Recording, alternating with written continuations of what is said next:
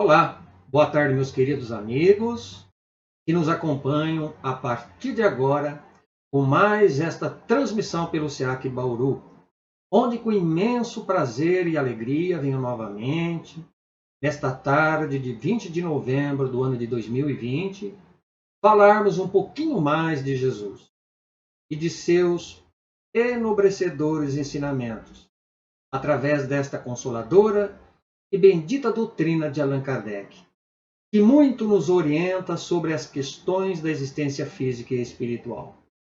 Portanto, este é o nosso encontro pelo grupo de apoio Aulas da Vida, que ocorrem sempre às sextas-feiras, a partir das 13 horas e 30 minutos, com uma coordenação pela nossa amiga e também palestrante, Amália Carvalho de Moraes.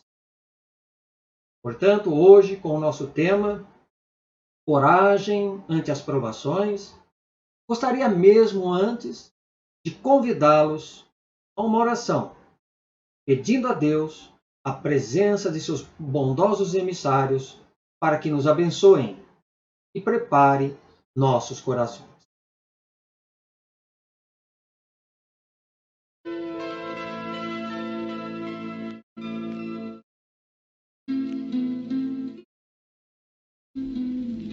Espíritos sábios e benevolentes, mensageiros de Deus, cuja missão é assistir aos homens e conduzi-los pelo bom caminho, amparai-me nas provas desta vida. Dai-me a força de sofrê-las sem lamentações. Desviai de mim os maus pensamentos e fazei que eu não dê acesso a nenhum dos maus espíritos que tentariam induzir-me ao mal. Esclarecei a minha consciência sobre os meus próprios defeitos e tirai-me dos olhos o véu do orgulho que poderia impedir-me de percebê-los e de confessá-los a mim mesmo. Vós, sobretudo, meu anjo guardião, que velais mais particularmente por mim, e vós, todos os espíritos protetores, que vos interessais por mim, fazei que eu me torne digno da vossa benevolência. Vós conheceis as minhas necessidades, que elas sejam satisfeitas segundo a vontade de Deus.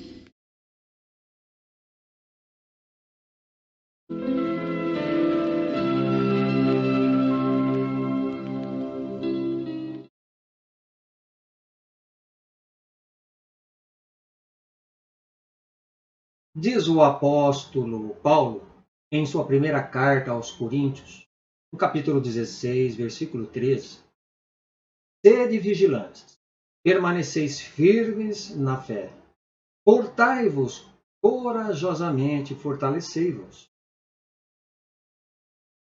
A excelência desta advertência pelo apóstolo dos gentios nada mais é do que aquela sábia recomendação do Cristo Jesus: orai e vigiai, para não cairmos em tentações.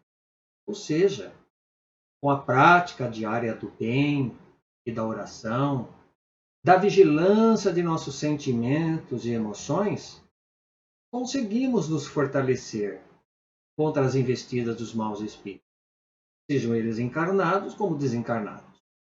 E astutos e ansiosos aguardam o oportuno momento de nossas fraquezas e deslizes morais para nos envolver e prejudicar. Eles nada mais fazem do que explorarem e aproveitarem das más tendências que agasalhamos e nutrimos. Sobre isto, Allan Kardec perguntou em O Livro dos Espíritos, na questão 468, os espíritos, cuja influência é repelida pela vontade, renunciam às suas tentativas? Responderam eles: que queres tu que eles façam? Quando nada conseguem, abandonam o campo. Entretanto, aguardam um momento favorável, como o gato que espera o rato. Uma bela comparação. Portanto, não são os espíritos, nem tanto os homens, que possuem o poder para seduzir, enganar e obsidiar. somos nós. Nós que aprovamos e permitimos, através de nossas errôneas e maliciosa conduta, pelo fio condutor da sintonia mental, para que ocorra esta aproximação, esta vinculação com as sombras. Porque vejamos, as moscas, somente elas são atraídas quando o ambiente ele está em desordem ou sujo. Uma casa que esteja sempre limpinha, higienizada, nenhum inseto ali permanecerá, demandando aqui ali assim o local. Do mesmo modo, ocorre conosco, quando não desejamos limpar ou realizar aquela grande faxina em nossos pensamentos e corações. Porque assim, preferindo acumular a falta do perdão, guardando mágoas, ciúmes, inveja, fomentando intrigas, alimentando o desejo de vingança e tantos outros atrativos considerados como sujeira e podridão da alma. Vejamos essa comparação. Se gostamos e falamos, por exemplo, de futebol com alguém, que tipo de público iremos atrair? Pararam para pensar? Justamente o que gostam também de futebol, mesmo? Se gostamos da sinfonia de Beethoven ou do Tchaikovsky, iremos agradar somente aqueles que apreciam e compartilham a mesma música. Os indiferentes, portanto, ou simplesmente aqueles que detestam futebol, que curtem outros gêneros de música, como samba, o funk, o rap, irão procurar os que gostam da mesma coisa. Isto, meus amigos, se chama afinidade ou semelhança de gostos. E como diz o ditado popular, que querer é poder, ao colocarmos um propósito firme e perseverante no bem, no desejo ardente de vencermos nossas imperfeições e mazelas, não cederemos então espaço às inspirações infelizes e sugestões maldosas por parte dos homens e dos espíritos inferiores. Contudo, é no recurso imprescindível da oração, humilde e sincera, no trabalho nobre de servir ao próximo desinteressadamente, é que acenderemos em torno de nossos passos a luz da fé e da coragem, dissipando as trevas do desespero, do desânimo e da descrença que ainda se arvora na alma humana, aprisionando-as no cativeiro dos prazeres sensuais, vícios e excessos de toda a ordem que o materialismo exerce por meio de seu poderoso fascínio. E sabemos, a matéria, quando estamos mergulhados nos interesses imediatistas, ficamos com as nossas mentes obliteradas, fascinadas.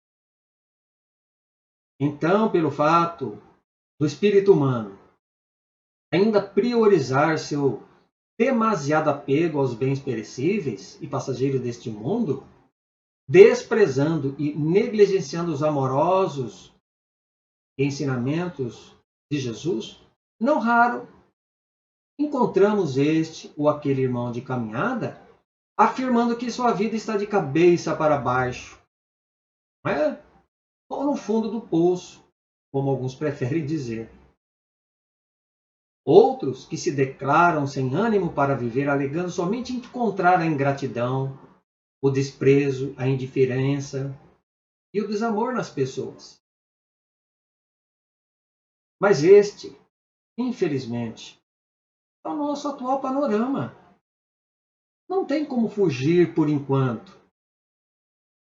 Este é o cenário, cujo pau é o planeta Terra. Mundo esse de provas e expiações, da qual somos os personagens contracenando com os adversários e desafetos de ontem, possibilitada pela abençoada lei da reencarnação na retificação do hoje. Então é preciso, no entanto, meus amigos, agradecermos esta bendita oportunidade do recomeço e da reconciliação, conforme nos asseverou Jesus. Fazer o bem aos que nos amam e nos estimam é muito fácil, é prazeroso e pouco nos custa. Estão sempre ao nosso lado. Mas quando se trata daqueles que nos aborrecem, daqueles que nos perseguem, nos caluniam e nos maltratam, é mais difícil compreender e perdoar. O coração pulsa diferente. Já perceberam? Em princípio, até nós nos esforçamos, sim, em sermos o quê? Cordatos, menos temperamentais, mas acabamos esbarrando no próprio egoísmo e o orgulho. Kardec disse era ainda a chaga da humanidade,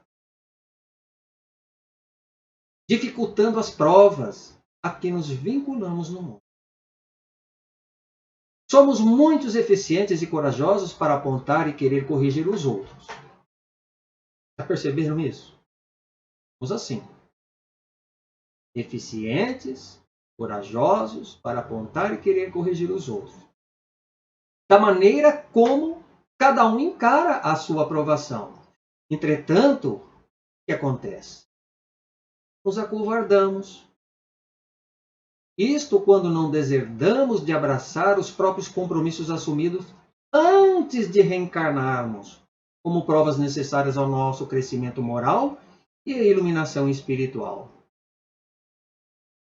O aluno que deseja, por exemplo, ingressar numa universidade, o que ele deverá fazer? Precisará estudar bastante para submeter-se às provas e conseguir boas notas. O colaborador de uma empresa, para ascender melhores cargos, deverá sofrer as contingências naturais pelas experiências adquiridas. Então, tudo pede o concurso do esforço, da perseverança. Não existe dentro da lei de justiça e progresso, meus irmãos, aquele tal do jeitinho brasileiro, para que nos isentemos das nossas responsabilidades do trabalho. Pois, como os espíritos superiores já nos ensinam na codificação em O Livro dos Espíritos, que o trabalho, sendo uma lei natural, é uma necessidade e a civilização obriga o homem a trabalhar. Mas, porque aumenta essas mesmas necessidades e prazeres, é uma constância. Desejamos, sem dúvida, sermos felizes. É natural que assim seja. Usufruindo do conforto de nossas casas, gozando de boa saúde, ter um bom emprego e a paz da consciência tranquila. Contudo, quando as duras e ásperas provações batem à nossa porta, requisitando o concurso do esforço íntimo e da nossa renúncia, fragilizados e impotentes, ficamos o quê? Abalados, a ponto de perdermos, sim, a ponto de perdermos a nossa fé e coragem. Mas vamos entender uma coisa, que o fato das lutas que empreendemos ante as provações terrenas que nos visitam, não significa que devamos necessariamente passar por dores e sofrimentos. Não, não é isso. Porém, elas são fatores que nos auxiliará. Auxiliará muito o espírito humano na sua trajetória existencial, como importantes e imprescindíveis instrumentos no seu despertamento, impulsionando-o quando este, por sua indolência e preguiça moral, prefere não raramente escolher e adentrar a porta larga da perdição, a que se referiu Jesus no seu Evangelho.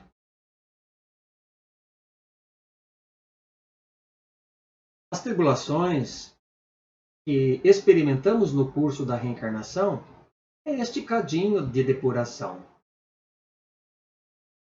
É este cadinho.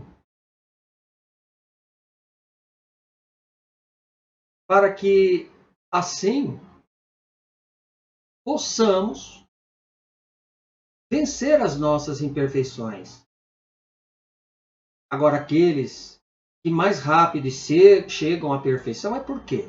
Empregaram bem o seu tempo na caridade, amor ao próximo, e maior desapego deram às coisas materiais. Pois, como sabemos, quanto mais ficamos atrelados às coisas físicas do mundo, mais iremos sofrer. Não só pelo fato da desencarnação, mas pela nossa própria readaptação no mundo espiritual. Por outro lado, meus irmãos, quantos que falham e reprovem suas provações também? Um espírito, por exemplo, poderá solicitar a riqueza e até mesmo lhe ser concedida, mas, conforme o seu caráter e conduta, ele poderá ser avaro ou pródigo, egoísta ou generoso. Tudo dependerá como ele administrar. O espírito, quando ele ingressa na carne, ele sofre a influência do meio que vive, das sensualidades, das paixões e tentações que o cercam. E sua vitória somente será coroada de êxito e alegria caso não sucumba ante os arrastamentos da matéria que escraviza e sufoca.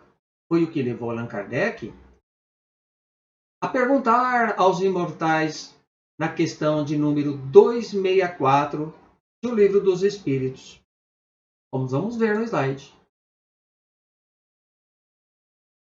O que dirige o espírito na escolha das provas que quer suportar? Ele escolhe as que pode ser para ele uma expiação, segundo a natureza de suas faltas,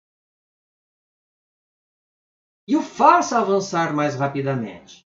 Alguns se impõem numa vida de misérias e privações para tentar suportá-la com coragem. Outros querem se experimentar nas tentações da fortuna e do poder, bem mais perigosa pelo abuso e mal que dela se pode fazer, e pelas más paixões que desenvolvem. Outros, enfim, querem experimentar-se pelas lutas que devem sustentar ao contato do vício. Então, de uma forma ou de outra, as escolhas sempre representam e denotam a inferioridade do espírito, onde deverá imprimir maior ou menor vontade para vencer seus maus pendores. Maus pendores.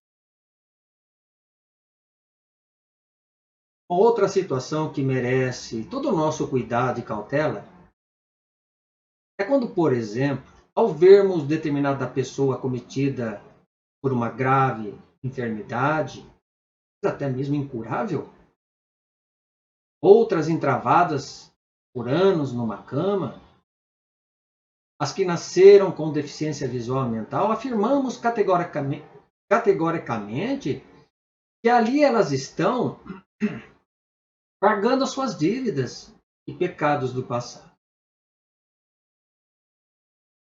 É a mania, do espírita, geralmente, principalmente. Ele diz assim: está sofrendo porque é seu karma.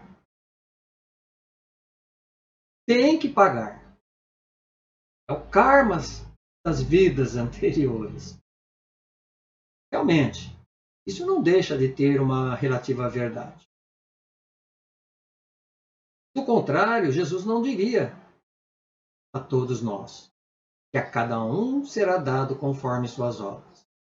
E mesmo Allan Kardec, quando aborda em um Evangelho segundo o Espiritismo, sobre as causas das aflições anteriores.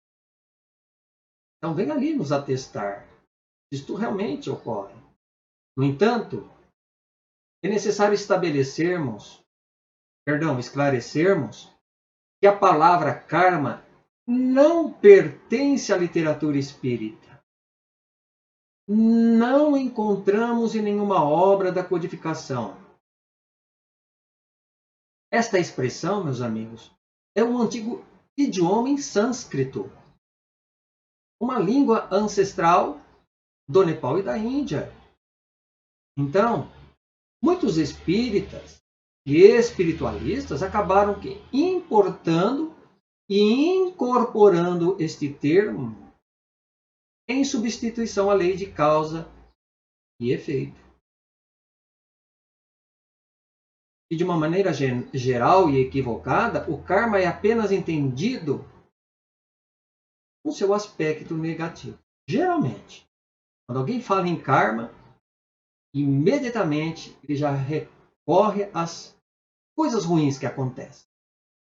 Aliás, essa tem sido uma postura e uma visão um tanto engessadas por parte de alguns confrades e amigos espíritas,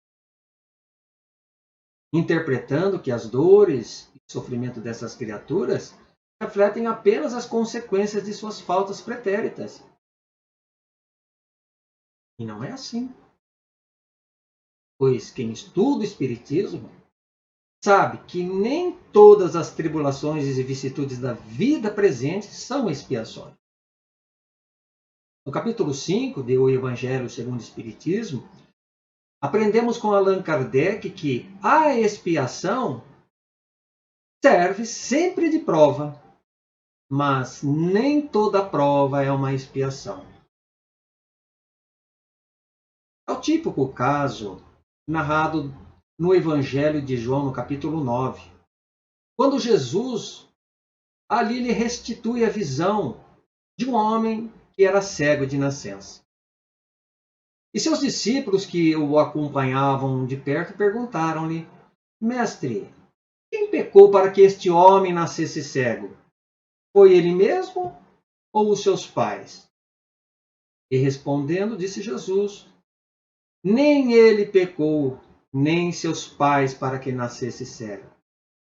Mas foi assim para que manifeste nele as obras de Deus. E misturando sua saliva à terra, formou um barro que passou em seus olhos, pedindo em seguida que os lavasse no tanque de Siloé. E assim passou dali em diante a enxergar.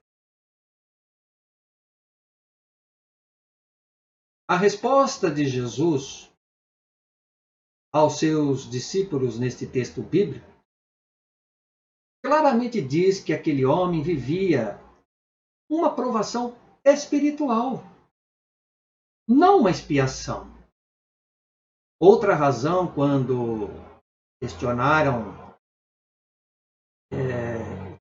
quando questionaram o mestre, se a culpa dele ter nascido cego era de seus pais, isto é porque em algumas passagens das Escrituras diziam que os descendentes eles pagavam pelos erros dos seus antepassados,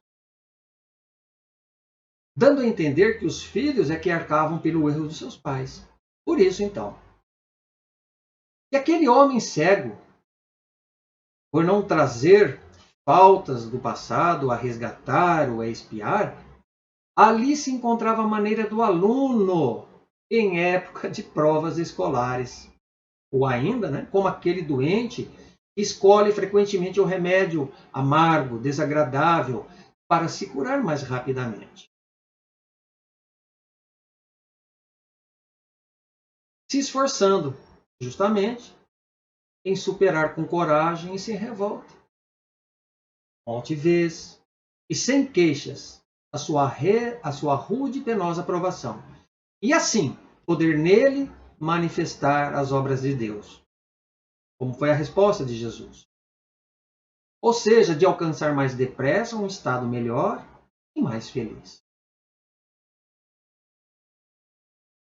E quando falamos também de provações, devemos também lembrar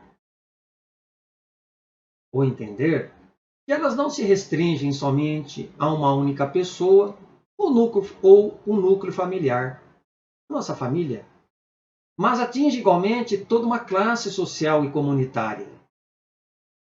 No trânsito, por exemplo, no trabalho, na via pública, no supermercado, numa agência bancária, nos clubes, enfim. Constantemente nós estamos sendo testados, sendo provados na paciência e na tolerância neste ringue da vida de quem pode mais chora menos. Exatamente. Quanto aos ambientes religiosos, como temos os templos, as mesquitas, as igrejas e os centros espíritas, não significa que por estarmos em contato com este ou aquele companheiro de doutrina, nunca haverá qualquer tipo de atrito e desentendimento. Haverá sim, que somos imperfeitos, falhos. Mas sabemos de antemão que devido às vibrações dulcificantes e positivas que imperam nesses locais como verdadeiros redutos de luz e amor, acabamos sendo envolvidos no clima de paz e harmonia. Mas, meus amigos, é no calor das provações, das tentações e paixões que nos arrastam, junto daqueles também que pensam diferente de nós, que maltratam ou brigam conosco, dos infelizes que nos perseguem e nos caluniam, que precisamos nos esforçar na prática do bem. Exatamente. Não basta apenas teorizar. É preciso, sobretudo, o quê? Vivenciarmos. Tal como o próprio lema de Allan Kardec proposto no capítulo 17 de sua obra, O Evangelho segundo o Espiritismo. Reconhece-se o verdadeiro espírita pela sua transformação moral e pelos esforços que emprega para domar suas más inclinações. Não só o espírita, mas todo cristão. Pensando nisto, vejamos o belíssimo pensamento deixado pelo grande líder pacifista indiano, Mahatma Gandhi. Ele diz ali no seu pensamento, vamos à imagem. Diz ele, nunca perca a fé na humanidade, pois ela é como um oceano. Só porque existem algumas gotas de água suja nele, não quer dizer que ele esteja sujo por completo.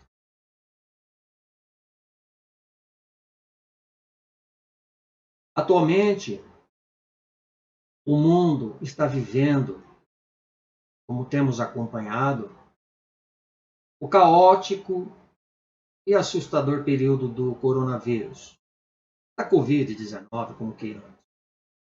Há exemplo de outras pandemias que já ocorreram pelo mundo, como a peste negra, a varíola, a cólera, a gripe espanhola, aviária e suína. E todo este clima, que por horas estamos mergulhados,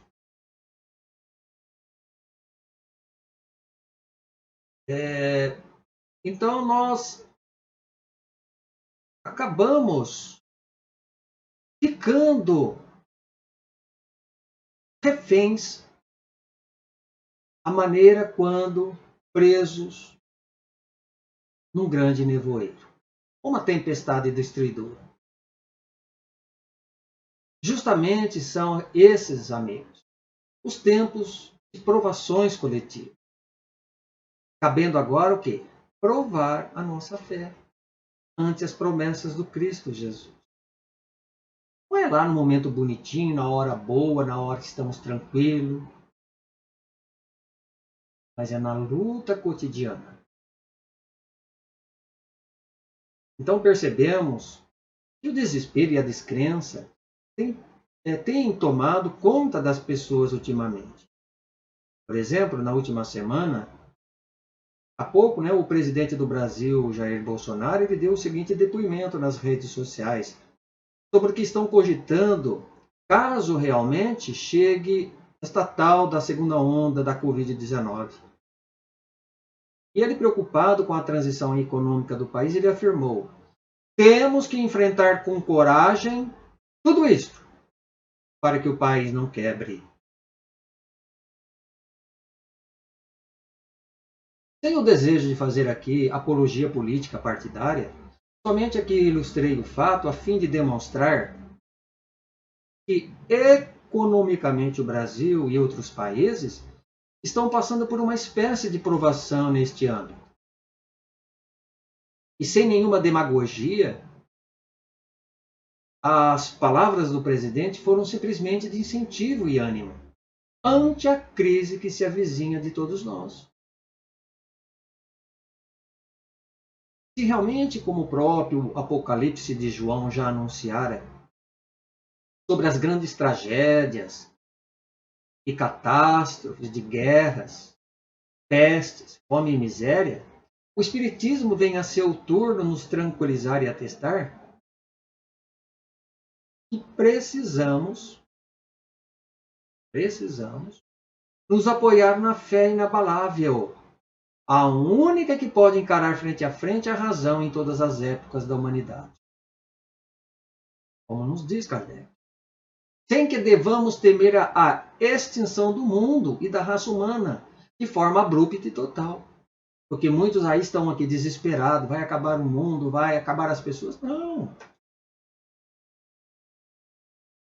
Como mesmo nos descreve Allan Kardec ainda em A Gênese, a outra obra dele, da codificação, é preciso compreendermos que os sinais dos tempos anunciados não são senão a transformação moral, que deverá se operar gradualmente, onde as tribulações e provações coletivas são exatamente necessárias para o progresso e regeneração dos homens.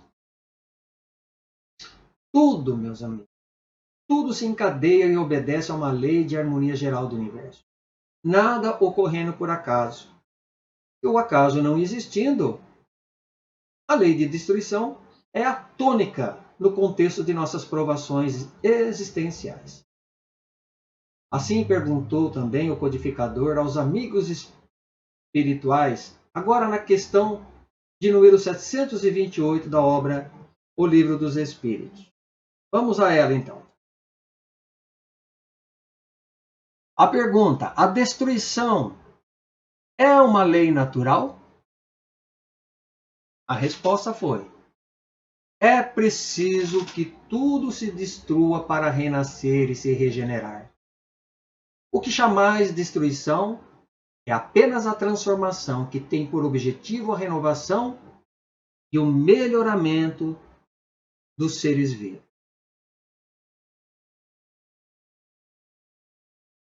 E ali os imortais continuam dizendo que os seres vivos são os próprios instrumentos que Deus se serve para atingir o seu fim providencial. E pela necessidade de se nutrirem, acabam se destruindo entre si com um duplo objetivo.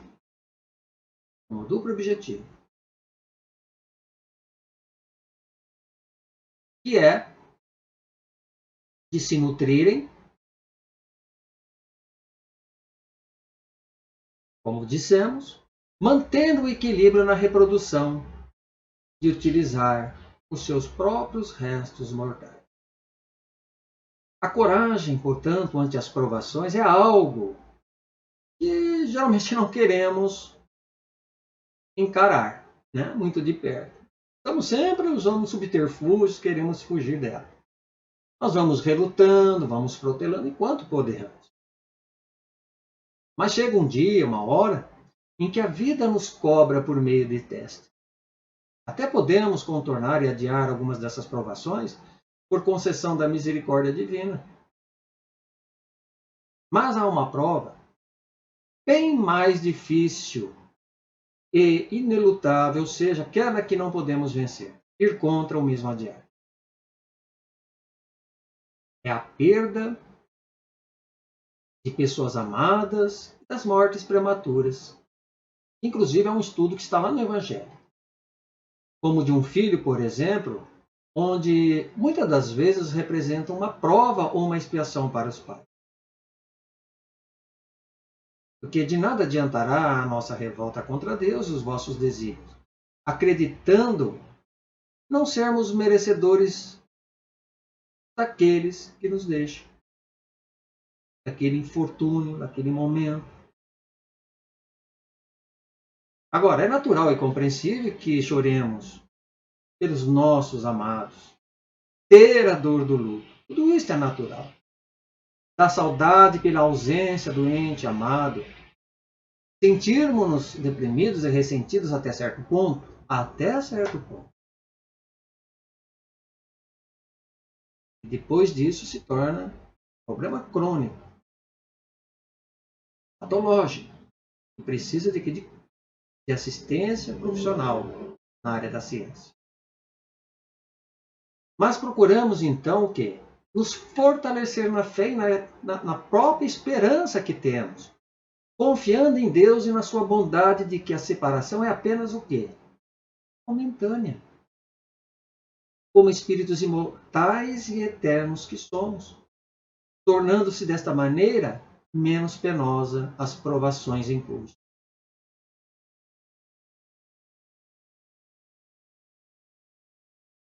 Chico Xavier, certa vez, ele foi procurado por uma senhora que trazia junto dos seus braços uma criança quando lhe disse: Chico, o meu filho nasceu surdo, mudo, cego e sem os 2 braços.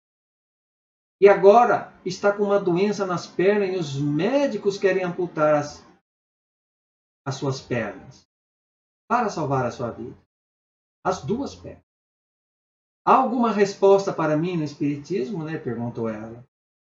Quando então Emmanuel, o protetor e instrutor espiritual de Chico, interveio com a seguinte resposta: Chico, explique a nossa irmã que este nosso irmão que ela traz em seus braços suicidou-se nas 10 últimas encarnações e pediu antes de nascer que lhe fossem retiradas todas as possibilidades de se matar novamente. Mas agora, que está com 5 anos de idade, aproximadamente, procura um rio, um precipício para se atirar. Avise nossa irmã que os médicos, amigos, estão com razão. As 2 pernas dele serão amputadas, em seu próprio benefício, para que ele fique mais algum tempo na Terra, a fim de que diminui a ideia do suicídio. Temos então nessa história que o espírito reencarnado na condição de filho, ele trazia ali suas limitações congênitas na pauta da expiação. Mas teria pela frente toda a oportunidade de vencer e reparar as faltas do passado que as provações futuras lhe acenavam. Mas acabou novamente cedendo ao desejo de suicídio. Pelo menos tentou. Pela infinita misericórdia divina, a perda das 2 pernas foi providencial dor auxílio. Dor auxílio que, segundo o instrutor Druso, agora no livro Ação e Reação pelo Espírito de André Luiz, seria valioso componente de correção.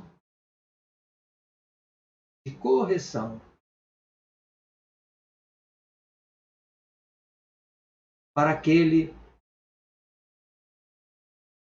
irmão que ali se encontrava com a sua alma endividada, necessitando se recuperar o quê? De certos enganos praticados no passado. Emmanuel, na obra Moradias de Luz, pela abençoada também psicografia de Francisco Cândido Xavier, em trecho de belíssimo texto ele diz, como nós vamos ver,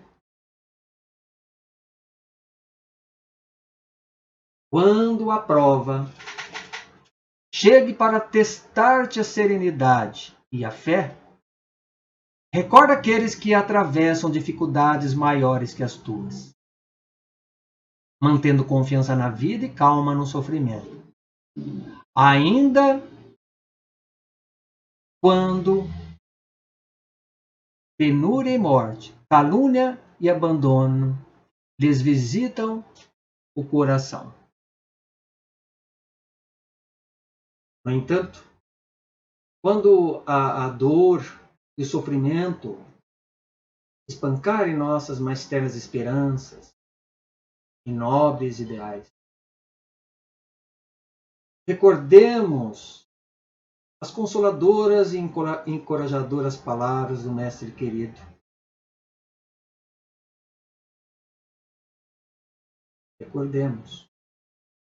E sem temor, podermos atravessar as escuras noites da provação. Onde ele nos diz assim: vinde a mim todos que estáis cansados e sobrecarregados, e eu vos aliviarei. Tomai sobre vós o meu jugo, e aprendei de mim, porque sou manso e humilde de coração, e achareis descanso para a vossa alma.